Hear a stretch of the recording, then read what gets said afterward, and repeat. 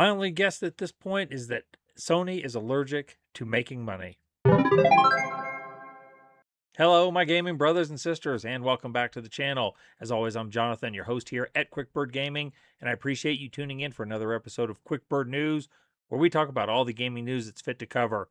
This episode is going to cover the week of March 29th to April 4th, and it's been a little bit of a slower week, though we do have a few things to talk about. We have some news on the Resident Evil front, some news about the Mass Effect TV show, and some legal maneuverings for Ubisoft and Nintendo that might be of interest. As always, each story I talk about is time-stamped in the description box down below, so feel free to scroll down and jump to a story that interests you. But before we talk about all those things, we're going to talk about this story about things going on over at Naughty Dog. And I tell you, I just don't understand Sony and what they're doing. But let's get into it. Okay, we're going to start with this article from Games Radar, which came out on Friday, the 3rd of April. After 7 years of development, The Last of Us Online was 80% complete, and it was scrapped to make room for Intergalactic: The Heretic Project. They had to pick the game that was kind of the whole bread and butter of the studio. This article talks a little bit with the game director, Vinit Agarwal, who says that basically they were working on this Last of Us multiplayer game, and they had been working on it for a while. In fact, he details down here, says, it was further along than previously thought. Naughty Dog mentioned that this online game began pre-production shortly before Last of Us 2's launch, meaning it would have been in development for roughly 4 years. Agarwal shares that number is closer to a whopping 7 years and was apparently 80% finished by the time Sony took it out back. Now, you kind of got to see what's going on here in the larger picture. Sony has already had some real rocky recent history with live service games. They're online always games. You know, they've obviously Concord was famously a huge loss for them. They also recently shuttered Bluepoint Games, which I believe was working on a God of War online game, and that whole studio's gone, so it was another live service. I think they canceled a Spider-Man live service at Insomniac. They've got Marathon, which, you know, Bungie is a subsidiary of Sony. Marathon's out now, and it hasn't failed, but I don't think it's doing great either. I don't think it's given them the return they wanted. They got this game, game called Fair Games. It's out there. That is, everything I can tell, it's in complete development hell with people coming and going out of it, and it's been going on and on. Then you have this game, Last of Us game. This game was in development for 7 years. You understand what kind of money they have put into this, even with a minimal crew of 25 or 30 people, and I bet it was more than that. This had to be in the tens of millions, maybe over $100 million worth of sunk costs at this point, and they just pulled the plug. I know what they're thinking here in this case. They're saying that Naughty Dog didn't have the bandwidth to do this and to do Intergalactic: The Heretic Project, which is supposed to be their next big game. They're going to bank on The Last of Us, you know, being that effect happening, the Neil Druckmann magic happening again. And if I scroll over here and say, how many copies did The Last of Us franchise sell?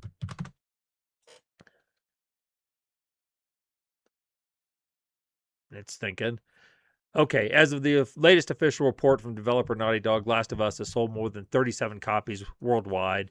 Okay, and they haven't provided a recent. That's the original. That's the first and second game. The original on PS3, and it was upgraded for PS4.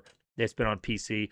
All been remastered several times. So it has sold a lot of copies, and I think Sony is kind of banking on Naughty Dog to replicate that success. I'm not so certain that's going to happen. For one, I do think that The Last of Us 2 was extremely contentious in terms of its story for various reasons, and I think that lost them a lot of goodwill. I don't think they maintained any momentum since with the Last of Us TV show. I think is going for its third season, then it's going to be done. I think it really dropped off again after the first season, though. Quite honestly, for the same reasons after the first and second game dropped off. If you know, you know. You know, removal of high-profile characters tends to do this. You know, we saw the same thing.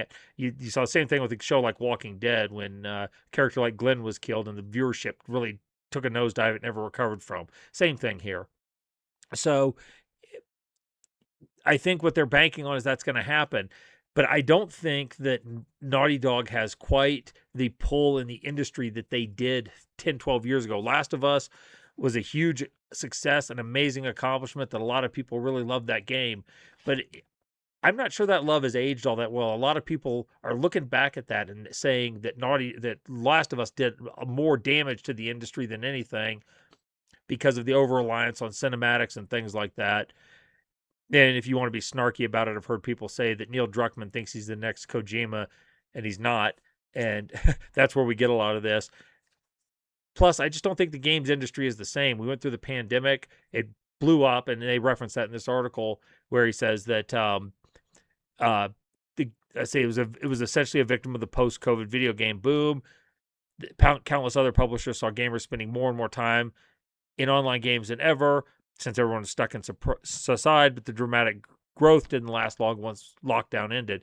And I think we're seeing that they had all these projects greenlighted and now they're collapsing. It's not just online or live service type games.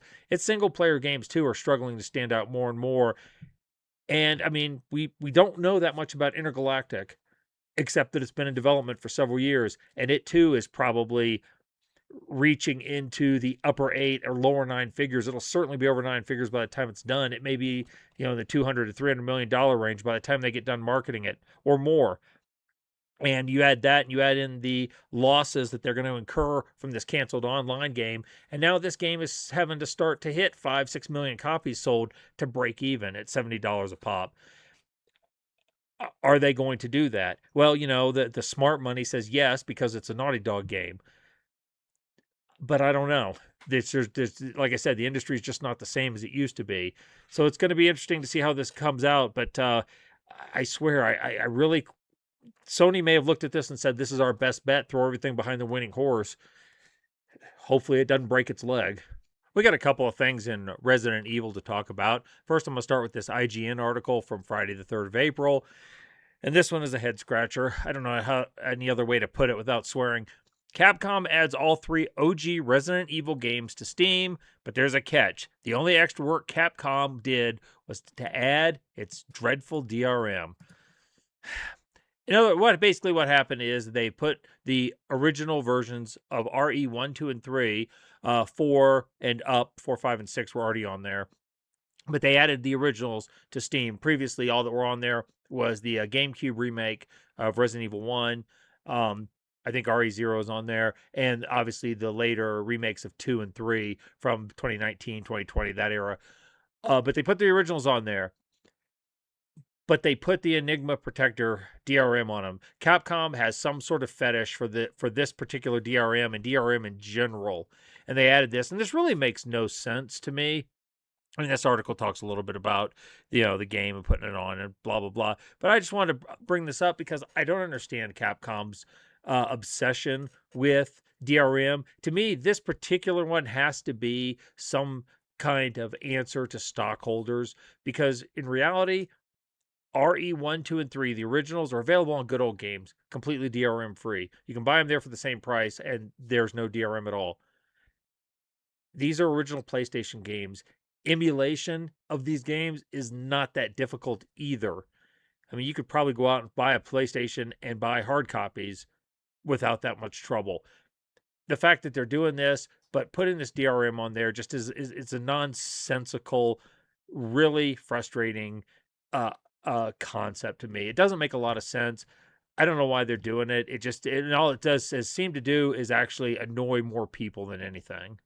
And since we're on the subject of Resident Evil, I'm going to flip to this Video Game Chronicle article from the Wednesday, the 1st of April.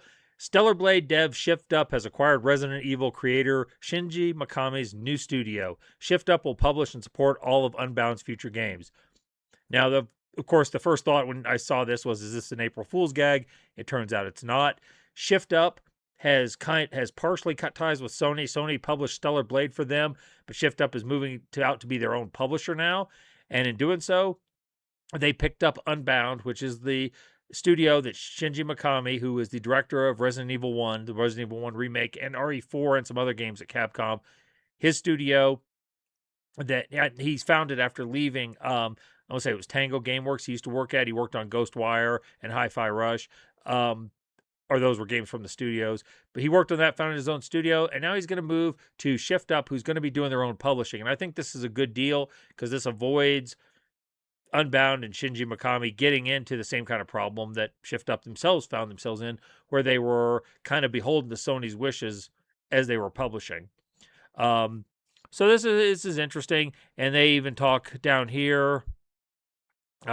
Shift Up will publish Unbound's titles going forward and support it with development resources. Wednesday's teaser video appears to show a glimpse at Mikami's next game with a multi-winged monster towering over a destroyed city. Sounds cool to me. Shift Up, they made a good portion of their money off of mobile games, including Goddess of Victory, Nikkei, I know made them a ton. So they've got the resources now to help. And with somebody like Mikami who has the creative, spark to produce some of these games, I think this is a good for the future of not Resident Evil, but somebody who, made those games, helped make those games what they are today.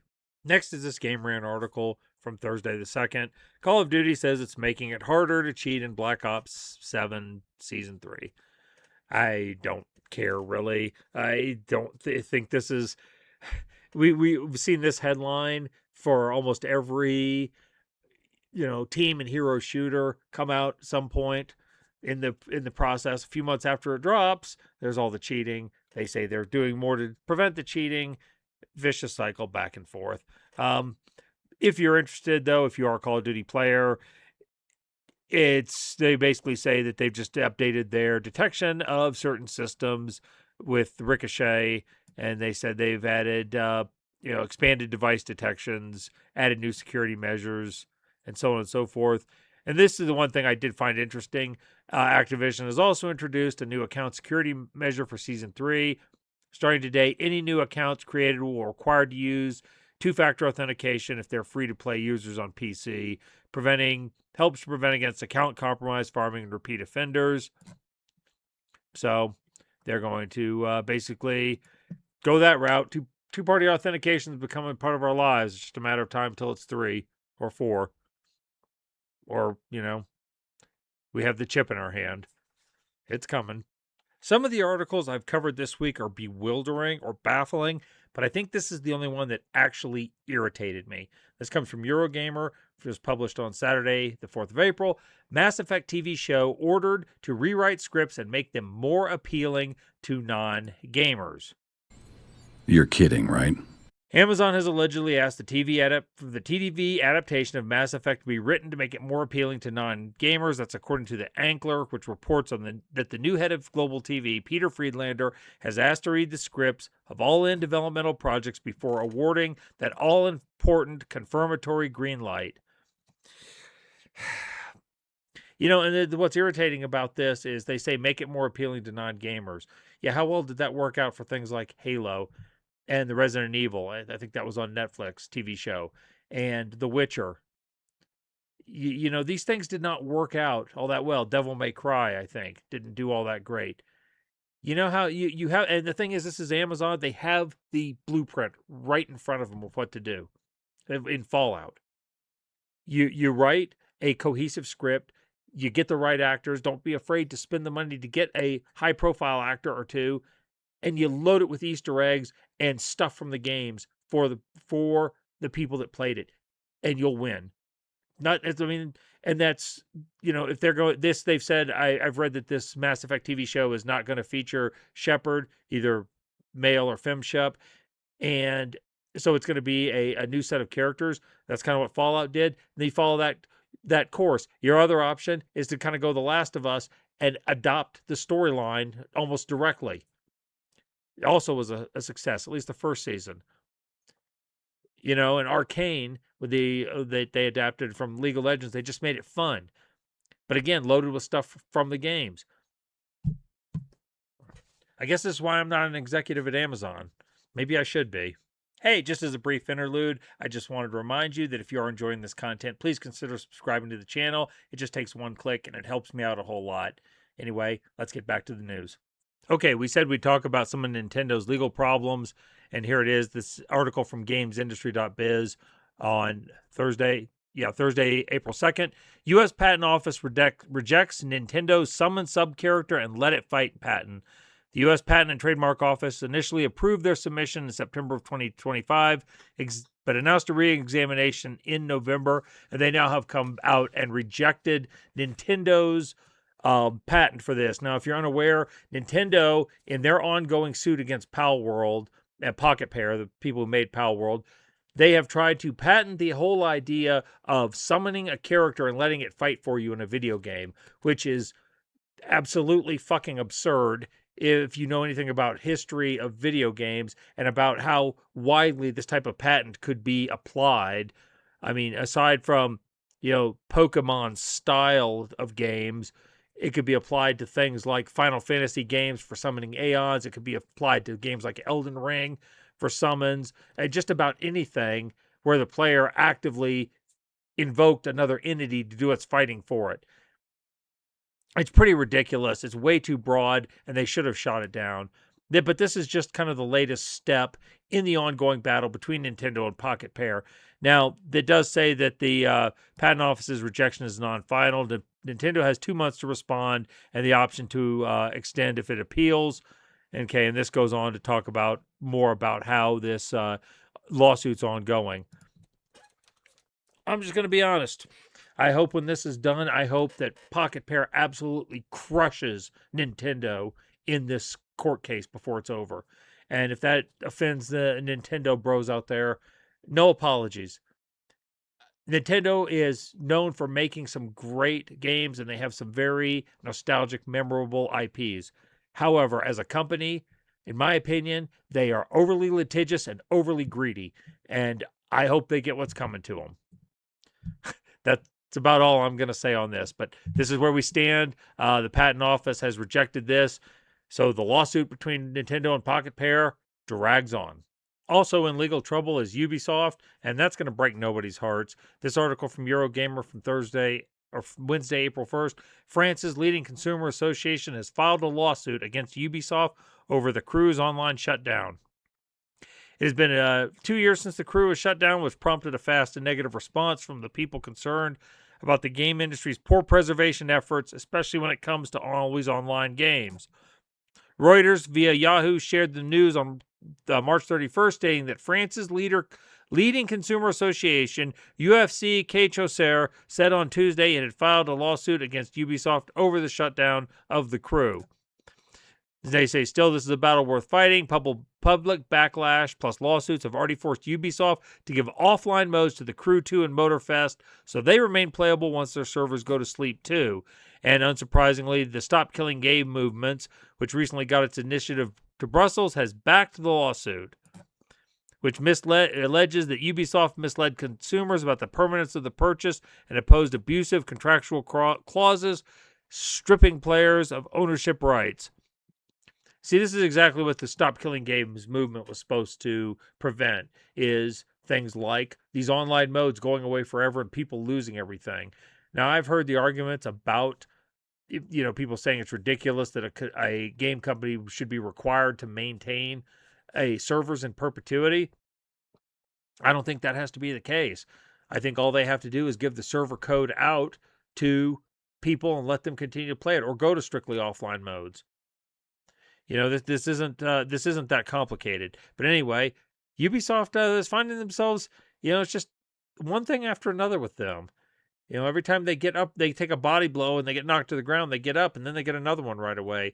They've still got an ongoing lawsuit with one of their former directors who sued them over wrongful termination or money he wasn't paid or something. I don't remember exactly what, but they were being sued there. And they're still, they sold out to Tencent in order to survive, shifted all their IPs over to Vantage. Was that the name of the new studio? Vanguard, whatever it was. And we just kind of watch this this train wreck in slow motion continues to happen day after day. All right, we'll call it quits here.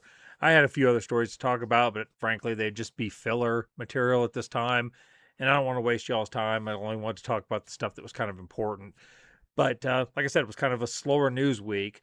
So we'll see what happens. So there's a lot going on. There's a lot of things coming up. I know that Pragmata, which is Capcom's new IP, is releasing in less than 2 weeks. That'll be something to talk about. There's still ongoing discussion about the fate of Marathon, and we'll be watching that and see how it goes.